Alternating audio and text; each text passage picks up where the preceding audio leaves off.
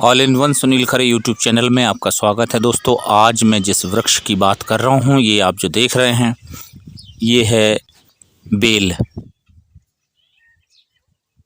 ये बेल फल जो आप देख रहे हैं, तो इसका वो नेचुरल तरीका यही है कि आप तो सीधा इसको खा सकते हैं। ये बड़ा जी हाँ दोस्तों, इस बेल के न केवल स्वास्थ्य संबंधी लाभ हैं, बल्कि इसके जो है आध्यात्मिक संबंधी भी प्रयोग किए जाते हैं। तो बेल जो है एक बहुउपयोगी वृक्षों में आता है और हिंदू कम्युनिटी की बात करें तो उसमें बड़े सम्मानजनक स्तर में शामिल है। तो बेल की हम बात कर रहे हैं। ये जो आप अभी बेल का वृक्ष देख रहे हैं, यह पेड़ लगभग 100 साल पुराना है और इसका ये जो आप तना देख रहे हैं यहाँ नीचे से, तो ये लगभग 2.5 फीट का जो है इसका चौड़ाई है। और इसकी ऊंचाई की हम बात करें तो ये ऊंचाई इसकी लगभग होगी 30 से 35-40 फीट तक। तो लगभग 30 फीट तक इसकी ऊंचाई है। तो मैं आपको बता दूं कि एक जो बेल का वृक्ष होता है उसकी हाइट ये 40 फीट तक जाती है, बहुत अधिकतम 40 फीट तक जाते हैं बेल। तो बेल एक विशाल आकार के वृक्ष हैं और बहुउपयोगी हैं। आज हम इसी वृक्ष के बारे में कुछ खास चर्चा यहाँ पे करेंगे इस वीडियो के माध्यम से। आप अंत तक बनी रहिए वीडियो में। तो जैसा कि मौसम जो है बदलता रहता है, ऋतुएं बदलती रहती हैं, और हम बात करें गर्मी के मौसम की तो तमाम तरह की बीमारियां जैसे कि लू लगना है, दस्त आना, पेचिश आदि का खतरा बढ़ जाता है। ऐसे में बेल का सेवन जो है इन समस्याओं से आराम दिलाने में बहुत कारगर है। तो इसका जो सीजन है, अगर हिंदू कैलेंडर की बात करें तो ये चैत्र मास में जो है फल पकने लगता है और चैत्र और वैशाख और ज्येष्ठ के मध्य तक जो है इस फल को हम पेड़ से लेते हैं।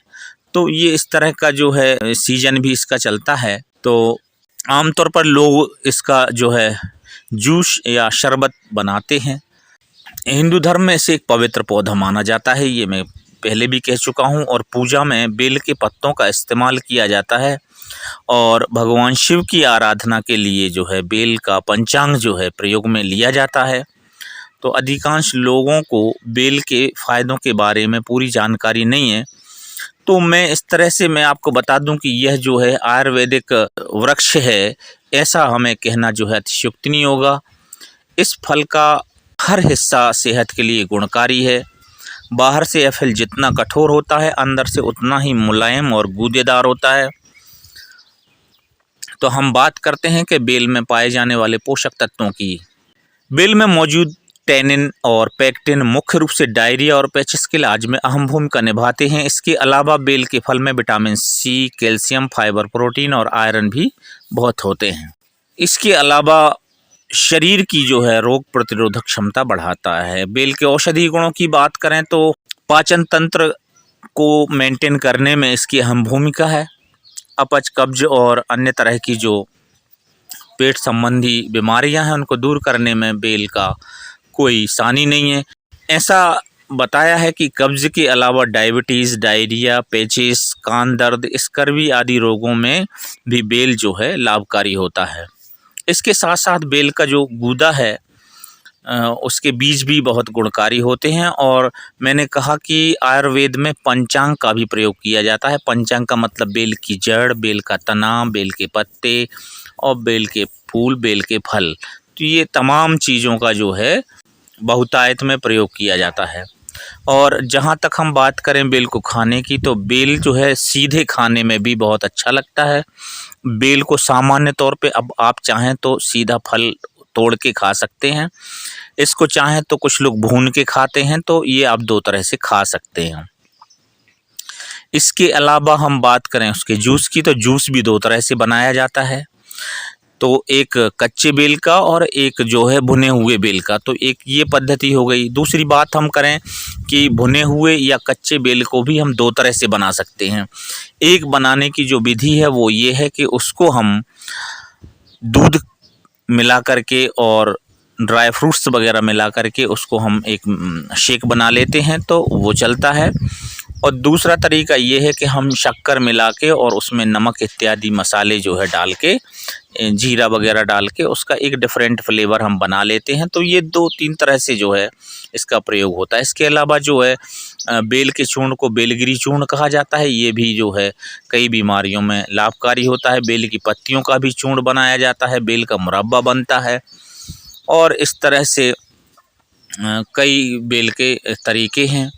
और कुछ ख़ास जो हम बात कर रहे हैं तो उनमें डायरिया और पेचिस के बारे में जब हम बात करते हैं तो 2 से 3 दिनों में जो है बेल ठीक कर देता है। तो ये एक बड़ी प्राकृतिक औषधि है। सेवन की बात करें तो आधा चम्मच बेलगिरी के चूर्ण को पानी के साथ मिलाकर दिन में 2 बार इसका सेवन करने से ये आपकी जो है डायरिया और पेचिस समाप्त हो जाता है। बार बार सोच जाने की समस्या जो है वो भी इससे दूर हो जाती है। जैसे IBS की समस्या को भी ये दूर करता है और संग्रहणी जिसे हम कहते हैं तो उसको भी ये दूर करने में मदद करता है।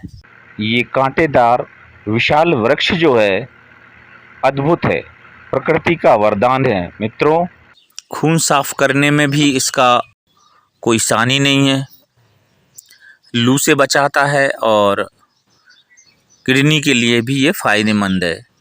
किडनी के लिए सेवन विधि ये है कि आधा चम्मच बेल की पत्तियों के चूर्ण को पानी के साथ मिलाकर सेवन करें आप नित्य, तो किडनी जो है ठीक होने लगती है। लीवर के लिए भी इसके भरपूर फायदे हैं। शरीर में टॉक्सिन या हानिकारक विषैले पदार्थ बढ़ जाते हैं, किसी तरह का संक्रमण हो, शोध के अनुसार बेल में एंटी फंगल, एंटी बैक्टीरियल और एंटी माइक्रोबियल जो है गुण होते हैं। साथ ही इसमें बीटा कैरोटीन भी पाया जाता है जो लीवर को किसी भी तरह के संक्रमण और चोट से बचाने में मदद करता है। सेवन की बात करें तो ताजे बेल के गूदे को निकालकर रात भर के लिए पानी में भिगोकर सुबह उसे मैश करके खाएं।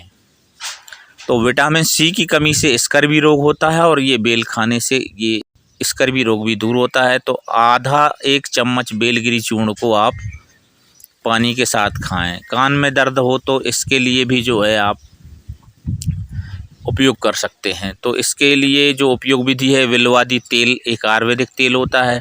तो इसकी मुख्य सामग्री बेल ही होती है। तो यह तेल कान में डालने से जो है आराम मिलता है।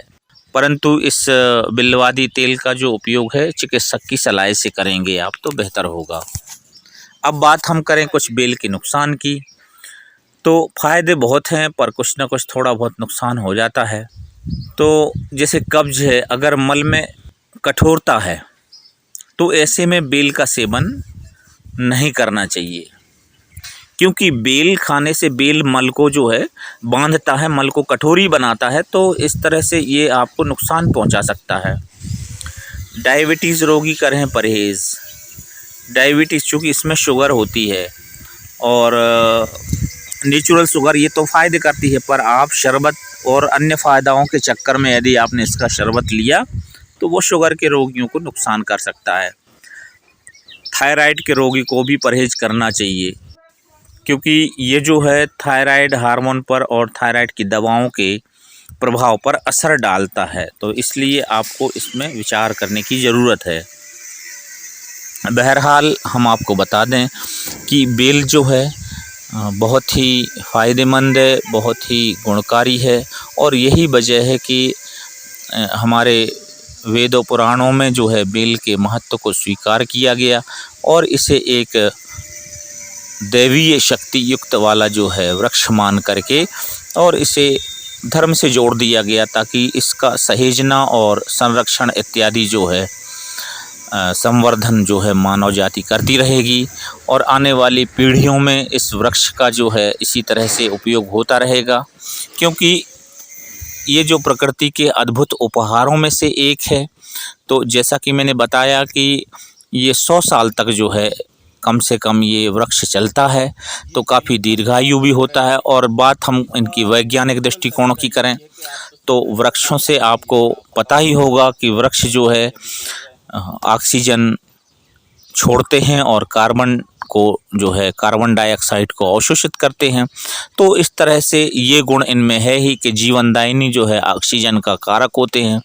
तो इस तरह से सारे वृक्षों का हमें संरक्षण और संवर्धन करना चाहिए। बहरहाल बेल के बारे में ये जानकारी आपको कैसी लगी कमेंट बॉक्स में हमको ज़रूर बताइएगा। धन्यवाद। अभी इस समय जो है वैशाख पूर्णिमा है और ये सीज़न बहुत अच्छा होता है इसके लिए। बहुत मीठा है ये फल, गजब का टेस्टी है और इसका मांसल जो गूदेदार हिस्सा है वो तो अब ऐसे लगता है कि बिल्कुल भर पेट खा लो।